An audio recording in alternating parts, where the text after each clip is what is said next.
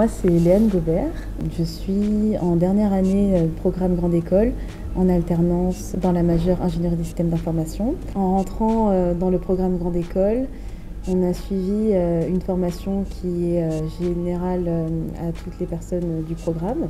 Suite à 2 ans, je me suis dit que j'allais faire une pause dans mes études, profiter de l'opportunité de l'année de césure pour pouvoir faire un échange académique. Donc j'ai choisi de faire mon échange en Espagne, à l'Université Polytechnique de Valence, pendant 6 mois où tout s'est très bien passé. Moi c'est Marwan. Après avoir réalisé 2 ans en classe préparatoire, j'ai intégré un Institut Mines Télécom pour un programme Grande École. Comme Léane l'a très bien dit, les 2 premières années, donc c'est un tronc commun. La 2e année, je l'ai réalisé en anglais, puisque l'école propose cette option-là, donc en English Track. J'ai également fait une pause pendant 1 an, car je ressentais le besoin de partir à l'étranger. Donc j'ai fait un échange académique en Indonésie pour le 1er semestre, et le 2e semestre, j'ai fait un stage où j'étais assistant à la direction des opérations, donc dans un cabinet de conseil. C'est ce stage d'ailleurs qui m'a permis sans doute d'avoir mon alternance, puisque je suis passé de l'autre côté du rideau et j'ai intégré un cabinet de conseil, mais cette fois-ci en tant que consultant. Et en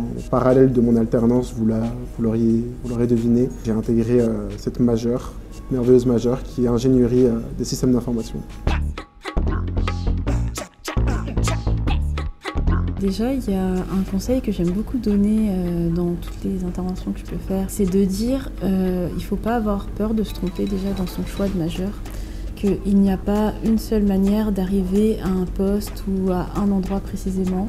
Il y a plusieurs manières de faire et c'est pas parce qu'on va choisir une majeure qu'on va forcément être bloqué dedans toute notre vie, dans ce métier-là, à tel poste, et que c'est important de choisir en fonction de ce qu'on aime faire, donc de ce qu'on a envie de découvrir, même si c'est à un instant T. Il n'y a pas de mauvais choix et il faut choisir vraiment en fonction de ce qui nous passionne. La raison, par exemple, pour laquelle moi j'ai choisi cette majeure-là, c'est parce que j'avais envie d'avoir ce bagage technique qui n'était pas présent dans les autres majeures. Donc je me suis dit, j'ai envie de me démarquer par ça, avoir ce bagage, cette technique que je pourrais mettre en avant lors de mes entretiens, dans mon travail, me dire que c'est grâce à ces compétences-là qui sont acquises que je vais pouvoir apporter ma contribution dans les projets informatiques tout en faisant la partie gestion qu'on peut retrouver dans les autres majeures. Je trouvais que cette majeure c'était quand même la plus complète, parce que malgré tout on a aussi des cours de gestion de projet qui se conjuguent très bien avec les autres modules dans lesquels on nous apprend à mener un projet ici. Là, ça va être des cours de gestion de projet beaucoup plus génériques, mais qui se conjuguent parfaitement. Il n'y a pas de mauvaises décisions. L'essentiel, c'est de savoir aussi ce qui nous motive. La majeure ingénierie des systèmes d'information, elle se présente quand même comme celle qui explore le plus d'aspects différents, selon moi, et quand même plus technique. Je sais que moi, j'avais quand même envie d'apprendre lors de mes choix de majeur. Nos 2 premières années ont été caractérisées par un tronc commun, dans lesquels on a exploré tous les aspects, que ce soit en termes de marketing, en termes de management. Et là, j'avais vraiment besoin de me spécialiser, puisque j'avais déjà en tête ce que je voulais faire. Et selon moi, cette majeure-là permettait d'y accéder le plus facilement possible. Pour ma part, les intervenants, je ne les voyais pas comme une perspective d'embauche. On peut le voir ainsi, puisqu'on peut très bien récupérer leurs contacts et on sait à quel point les contacts peuvent être importants dans une carrière. Maintenant, les intervenants, pour ma part, je les voyais plus comme une opportunité d'avoir un témoignage terrain, des questions qui seraient peut-être plus pertinentes envers ces acteurs-là qu'envers nos professeurs, avec tout le respect que je leur dois. Je trouve que c'est vraiment pertinent en fait, de leur poser ces questions-là et de savoir au niveau du métier ce qu'il en est, de savoir aussi les évolutions, de savoir comment ils en sont arrivés là. On l'a vu, les intervenants, ils ont des profils qui peuvent être très différents. C'est des discours qui sont quand même assez motivants et qui aussi nous poussent aussi à nous intéresser et à être proactifs en fait dans nos projets. Et les intervenants d'ailleurs sont choisis de sorte à ce qu'ils soient dans la lignée de notre majeur, puisque c'est généralement des intervenants qui font de l'architecture par exemple, ou alors de la gouvernance, ou alors de la cybersécurité. Les cours avec les intervenants, je les vois vraiment comme des témoignages concrets de ce qu'on va trouver sur le terrain. Ils vont nous faire une mise en situation qui est progressive avec le rapprochement entre les cours que l'on fait et l'application que lui va faire en entreprise. Et ça va nous permettre d'avoir une bonne vision avec les conseils, que ce soit les erreurs à éviter, pour nous permettre d'aller directement là où est-ce qu'on a envie d'aller, nous dire que tout est possible, qu'on n'est pas bloqué dans une branche, nous montrer des parcours qui sont très différents et variés, une personne qui change tout le temps de poste à une personne qui va rester 10 ans dans la même boîte, puis ensuite changer.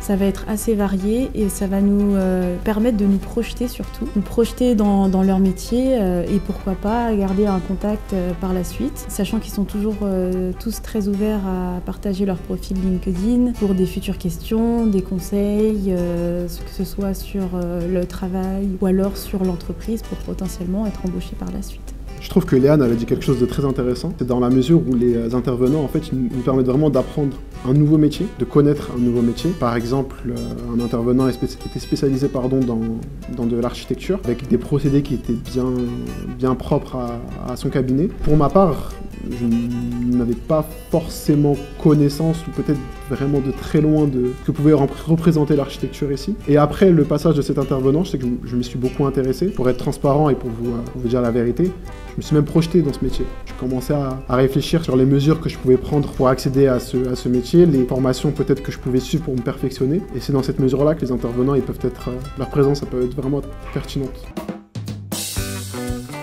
Ce que je trouve également intéressant avec cette majeure, c'est également le fait qu'elle soit proposée en apprentissage. Ça propose une vraie dualité en fait entre les cours et ce qu'on peut proposer en entreprise. Et ça se complète si notre choix d'entreprise est réalisé avec rigueur. Ça nous permet d'avoir dans un premier temps un suivi, donc ce qu'on fait en cours, on peut l'appliquer, que ce soit des méthodes ou même des concepts plus théoriques, on peut les appliquer dans le contexte de l'entreprise. Mais dans un cabinet de conseil. Donc ça m'a permis, durant cette année de pause, de découvrir une nouvelle culture, mais aussi de faire un semestre académie et en plus d'avoir une expérience dans un cabinet de conseil dans une autre langue. Donc c'était un très très grand défi et c'est grâce à l'école du coup que j'ai pu me spécialiser. Ça me permet vraiment de favoriser en fait une insertion professionnelle, déjà parce que dans la plupart des cas on est embauché après notre alternance dans un premier temps, mais aussi parce que ça se fait en douceur, c'est progressif. C'est-à-dire que en alternance, on va nous introduire des sujets, on va nous accompagner. Alors moi j'effectue mon apprentissage dans un cabinet de conseil qui s'appelle Accenture, qui est l'un des cabinets de conseil leader dans tout ce qu'il s'agit de transformation numérique et d'intégration de solutions. Je suis consultant EPM, donc les EPM c'est un très grand logiciel qui permet de faire de la planification. Donc en ce qui me concerne, ça va être plus de la planification budgétaire. Je travaille pour EDF, qui est mon client, et donc on l'accompagne sur le moyen terme à opter à intégrer notre solution et à dynamiser et automatiser leur système de planification budgétaire. Alors moi je travaille à Hermès, du coup, dans une maison de luxe. Je fais partie du pôle maison, direction financière exactement, dans l'équipe MOA, donc maîtrise d'ouvrage. Je suis assistante maîtrise d'ouvrage et data. Mes missions principales, ça va être d'accompagner les besoins métiers et de les traduire en besoins informatiques.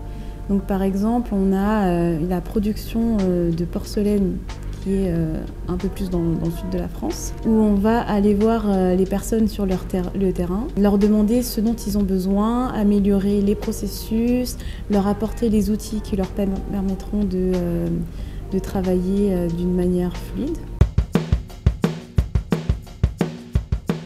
Vraiment accompagner au quotidien toutes les personnes qui vont travailler sur le système d'information, apporter les outils informatiques, les solutions, les logiciels, faire en sorte que les données soient bien récupérées et distribuées aux bonnes personnes pour pouvoir ensuite, par exemple, calculer le prix des articles. Ensuite, je travaille aussi sur des projets d'applications, donc mettre en place des applications qui vont servir par exemple aux vendeurs. Et la remontée d'anomalies, donc sur les logiciels qui vont remonter à la MOA et être traités et gérés et résolus.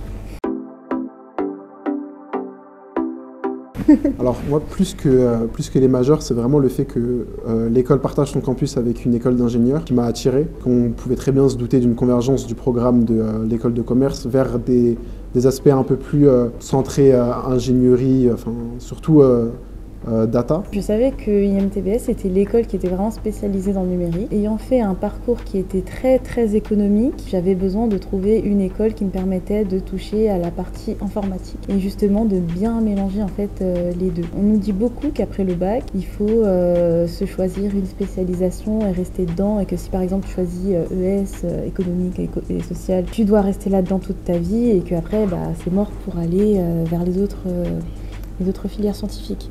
Alors que là, ça permet d'avoir un bon mélange des deux, sans être trop dans l'un, trop dans l'autre, mais d'avoir une spécialisation justement qui est propre à l'école, un parfait mélange pour pouvoir bien se spécialiser tout en restant dans la partie de gestion.